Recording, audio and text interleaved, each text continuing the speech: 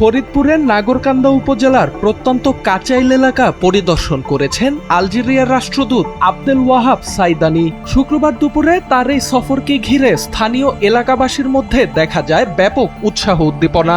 সফরকালে রাষ্ট্রদূত কাচাইলে অবস্থিত গোলাপী বেগমের বাড়িতে অবস্থান করেন এবং আশপাশের এলাকা ঘুরে দেখেন। জানা গেছে, গোলাপী বেগম সপরিবারে বর্তমানে যুক্তরাষ্ট্রে বসবাস করছেন। যুক্তরাষ্ট্রে অবস্থানকালে আলজেরিয়ার রাষ্ট্রদূত ও তার পরিবারের সঙ্গে গোলাপী বেগমের ঘনিষ্ঠ সম্পর্ক গড়ে ওঠে। সেই পারিবারিক সম্পর্কের সূত্র ধরেই রাষ্ট্রদূত তার গ্রামের বাড়ি কাচাইল পরিদর্শনে আসেন। সফরসূচির অংশ হিসেবে রাষ্ট্রদূত ভাঙা ও নাগরকান্দা এলাকায় জাতীয় সম্মান ও সৌজন্য সংবর্ধনায় অংশ নেন। পরে তিনি দক্ষিণ কাচাইল মাদ্রাসা সংলগ্ন মসজিদে জুমার নামাজ আদায় করেন এবং স্থানীয় মুসল্লি ও এলাকাবাসীর সঙ্গে কুশল বিনিময় করেন।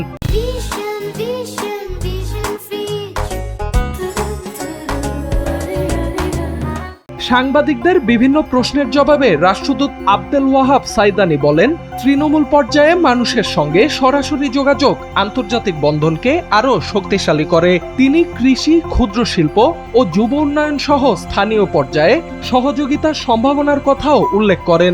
পাশাপাশি গ্রামীণ ও আধা গ্রামীণ উন্নয়নে আলজেরিয়ার অভিজ্ঞতা বিনিময়ে আগ্রহ প্রকাশ করেন তিনি। নাগরকান্দা ও কাচাইল সফর নিয়ে সন্তুষ্টি প্রকাশ করে রাষ্ট্রদূত বলেন, এখানকার মানুষের আন্তরিকতা ও উষ্ণ আতিথেয়তা তাকে মুগ্ধ করেছে। রাষ্ট্রদূতের আগমনকে কেন্দ্র করে গোলাপী বেগমের পরিবার সহ স্থানীয় এলাকাবাসীর মধ্যে দেখা যায় আনন্দ ও উচ্ছ্বাস।